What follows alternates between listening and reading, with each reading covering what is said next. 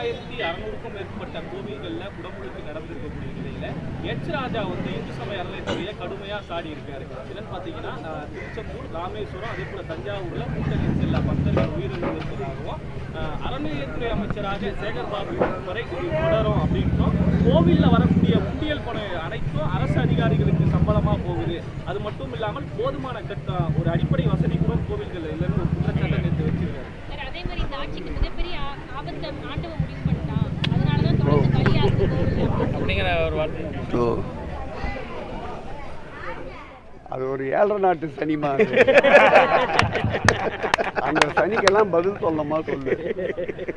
இனத்தால், மொழியால், மதத்தால் மக்களை நேரடியாக பிரிக்கின்ற ஒரு மதவாத சக்தி அவர். இந்து சமய அறநிலையத்துறையை பொறுத்தளவில் வரலாற்றில் இல்லாத அளவிற்கு மக்கள் மகிழ்ச்சியோடு இருக்கின்றார்கள். 2700 கோயில்கள் இன்றைக்கு குடமுழுக்கை தாண்டி இருக்கின்றது.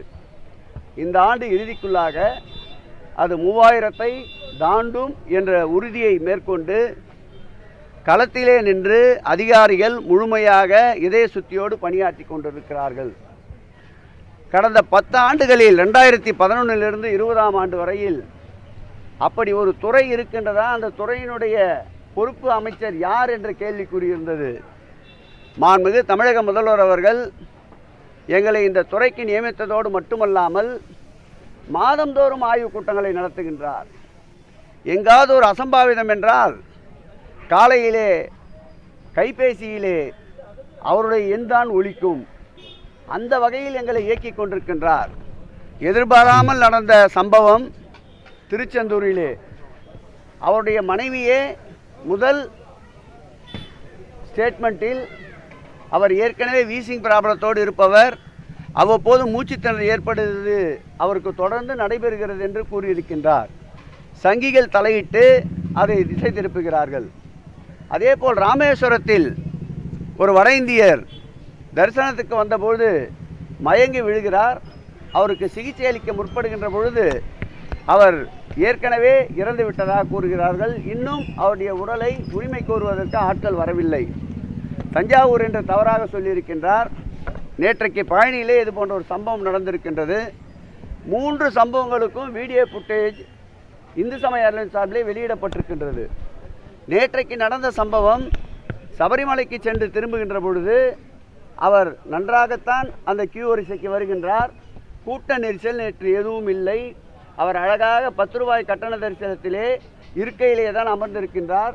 திடீரென்ற உடல்நலக்குறைவு காரணமாக மயங்கி விழுகிறார். மருத்துவமனை அந்த திருக்கோயிலே ஏற்படுத்தப்பட்டிருக்கின்ற மருத்துவமனையிலே இருக்கின்ற மருத்துவர்கள் ஓடியாக அந்த இடத்திற்கே வந்து முதலுதவி சிகிச்சை அளிக்கிறார்கள். ரோப்கார் வழியாக அவரை கீழே இறக்குகின்றார்கள்.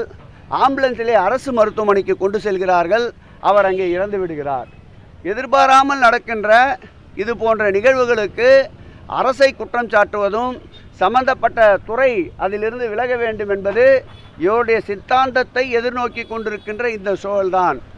இன்றைக்கு பல இடங்களில் பல நேரங்களில் இந்து சமய அறநிலையத்துறையின் கீழ் இருக்கின்ற திருக்கோயில்களில் ஆகம விதிப்படி குடமுழுக்குகள் தொடர்ந்து நடைபெற்று கொண்டு வருகின்றன.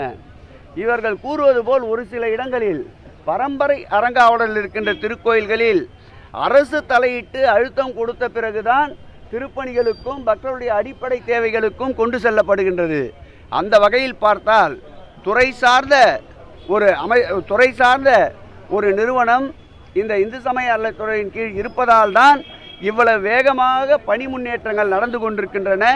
திருக்கோயிலின் சார்பில் இந்த ஆட்சி ஏற்பட்ட பிறகுதான் ஒரே ஒரு திருக்கோயில் இந்த மருத்துவமனை இன்றைக்கு 17 திருக்கோயில்களில் மலை சார்ந்த இடங்கள், அதிக பக்தர்கள் வருகின்ற கூட்டம் வருகின்ற இடங்களில் மருத்துவமனைகளை ஏற்படுத்தி தந்த அரசு இந்த திராவிட மாடல் அரசு, மாண்புமிகு தமிழக முதல்வருடைய ஆலோசனை என்பதை இந்த நேரத்தில் இது போன்ற ஏதாவது கிடைக்காதா என்று ஏங்கி திரிந்து கொண்டிருக்கின்ற ஒரு சில ஜென்மங்களுக்கு இதை பதிலாக கூற கடமைப்பட்டிருக்கின்றேன்.